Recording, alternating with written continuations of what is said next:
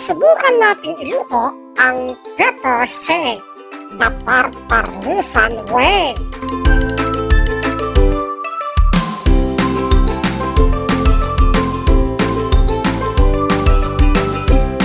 Yung itlog at butter, kabilang yan sa mga magbibigay ng kakaibang sarap. At syempre, yung mga ricado at seasoning.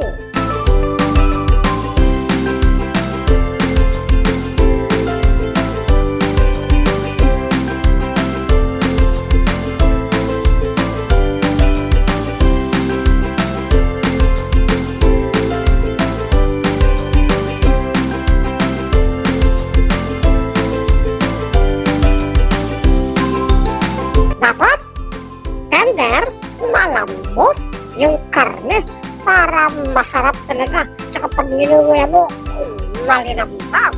Hindi yung parang tigas-tigas. Para mo rubber. Hehe, pangit mo yun.